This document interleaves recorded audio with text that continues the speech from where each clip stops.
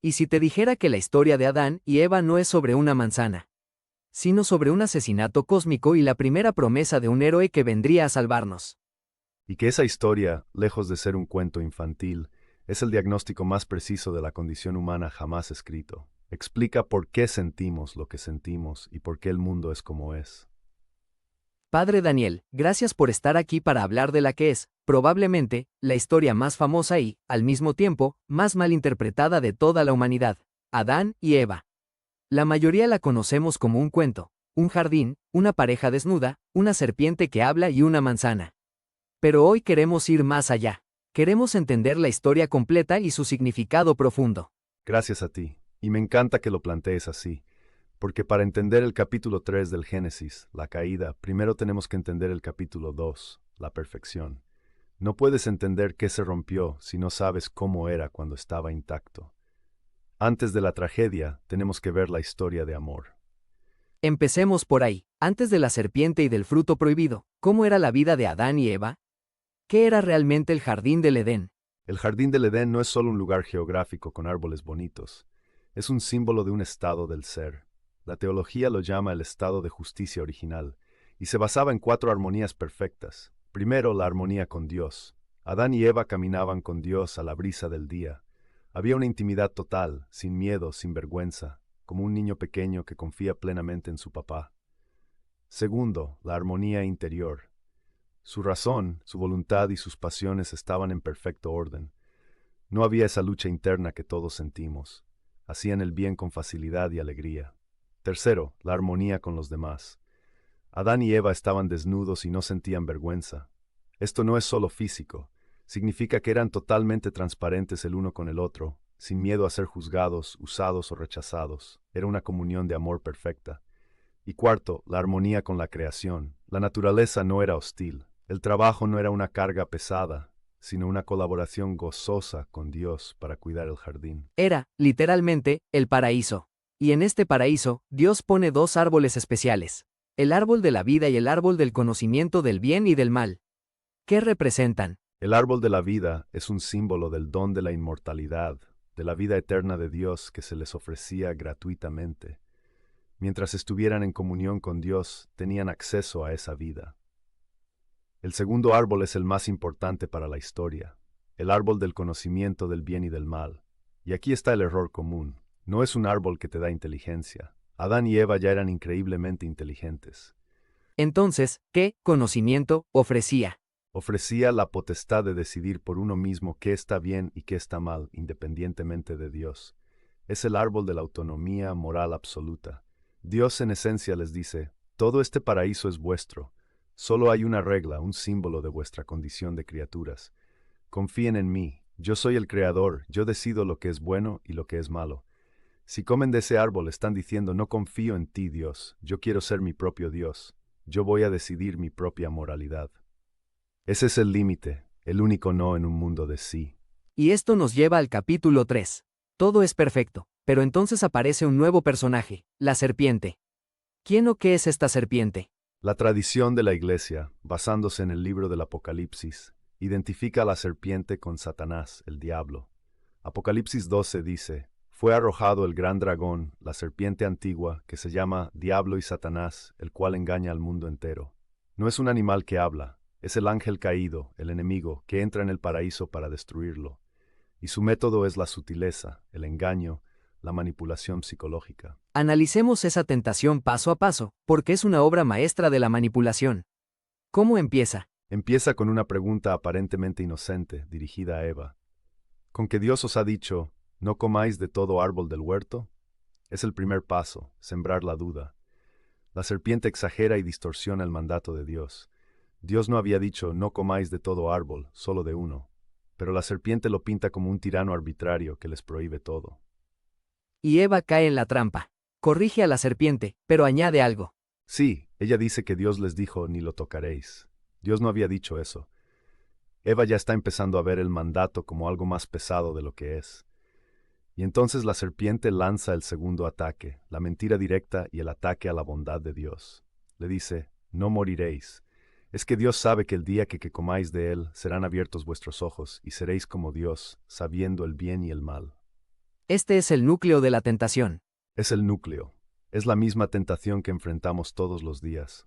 Primero te dice que el pecado no tiene consecuencias, no moriréis. Segundo, te dice que Dios te está ocultando algo bueno, que no quiere tu felicidad plena. Dios sabe que. Y tercero, apela a tu orgullo, a tu soberbia, seréis como Dios. Es la promesa de la autodeificación. No necesitas a Dios, puedes ser tu propio Dios. Y Eva mira el fruto, lo ve deseable y cae. Y luego se lo da a Adán, que estaba con ella y no hizo nada para detenerla. Y él también cae. ¿Y cuáles son las consecuencias inmediatas de este acto de desobediencia? Las 4 armonías se rompen al instante. La primera en romperse es la interior. Fueron abiertos los ojos de ambos y conocieron que estaban desnudos. La vergüenza entra en el mundo. Sus pasiones ahora se rebelan contra su razón. La inocencia se ha perdido. La segunda armonía que se rompe es la que tenían entre ellos. Se cubren con hojas de higuera. El miedo a ser vulnerable ante el otro aparece. Y cuando Dios los confronta, empieza el juego de la culpa. Adán culpa a Eva y sutilmente a Dios. La mujer que tú me diste. Eva, a su vez, culpa a la serpiente. La comunión de amor se ha roto y ha sido reemplazada por el miedo y la acusación. La tercera en romperse es la armonía con Dios. Oyeron la voz de Dios y se escondieron. El que antes era su padre amoroso, ahora es percibido como un juez al que hay que temer. Y finalmente la armonía con la naturaleza. Dios describe las consecuencias. Las famosas maldiciones. Que más que maldiciones arbitrarias, son las consecuencias naturales de su elección. A la mujer, el dolor en el parto, una distorsión de su don de dar vida. Al hombre, el trabajo se vuelve una carga, la tierra le será hostil. Y a ambos la consecuencia final, polvo eres y en polvo te convertirás. La muerte física entra en la historia humana como resultado de la separación de la fuente de la vida, que es Dios. Y finalmente son expulsados del jardín, perdiendo el acceso al árbol de la vida. Es una historia increíblemente trágica. Parece el final, un fracaso total. ¿Hay alguna esperanza en este capítulo tan oscuro? Aquí es donde la historia da un giro que lo cambia todo. Este es el clímax, el momento que los padres de la Iglesia llamaron el protoevangelium, que significa el primer evangelio o la primera buena noticia. Justo en medio de las sentencias, Dios se dirige a la serpiente y le dice algo que no es para ella, sino para toda la humanidad que escucha. Génesis 3, versículo 15.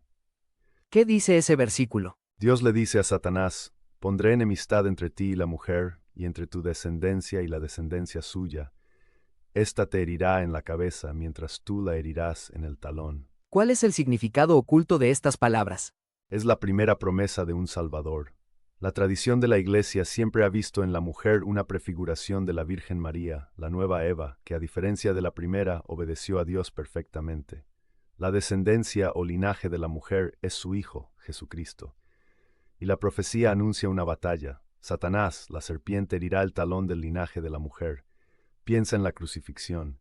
Jesús es herido, golpeado en el talón, sufre y muere. Pero esa misma crucifixión es el acto por el cual el linaje de la mujer Cristo aplasta la cabeza de la serpiente, destruyendo el poder del pecado y de la muerte para siempre. O sea que en el momento más oscuro, en el momento del juicio, Dios ya estaba anunciando su plan de rescate. Exactamente. No esperó. En el mismo instante en que la humanidad cayó, Dios prometió un Redentor. El resto de la Biblia, todo el Antiguo Testamento, es la historia de la humanidad esperando a ese descendiente prometido que vendría a aplastar la cabeza de la serpiente. La historia de Adán y Eva no termina en el capítulo 3 con la expulsión. Termina en el Calvario y en la tumba vacía, cuando Jesús, el nuevo Adán, obedece perfectamente al Padre y nos reabre las puertas del paraíso. Padre, esto lo cambia todo. No es una historia sobre cómo perdimos el paraíso, sino sobre cómo Dios prometió recuperarlo para nosotros desde el principio. Esa es la esencia del Evangelio. La historia de Adán y Eva es el diagnóstico de nuestra enfermedad, lo que la teología llama el pecado original. No heredamos la culpa de Adán, pero sí heredamos un mundo fracturado y una naturaleza humana herida, inclinada al pecado, que llamamos concupiscencia.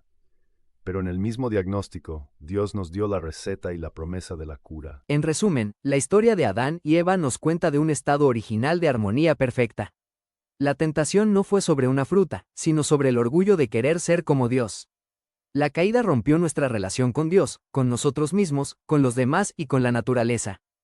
Pero en el corazón de esta tragedia, Dios sembró la primera semilla de esperanza, el protoevangelium, la promesa de que un día, el descendiente de la mujer vendría a aplastar al enemigo. Lo has resumido maravillosamente. Por eso la historia de Adán y Eva no es un cuento para niños.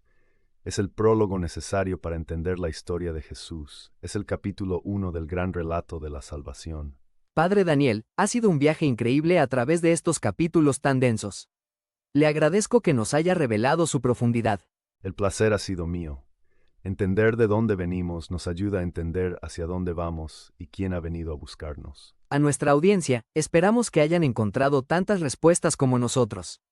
Ahora que entienden la caída de Adán y Eva, vean este video para descubrir la historia de sus hijos, Caín y Abel, y el primer asesinato de la historia.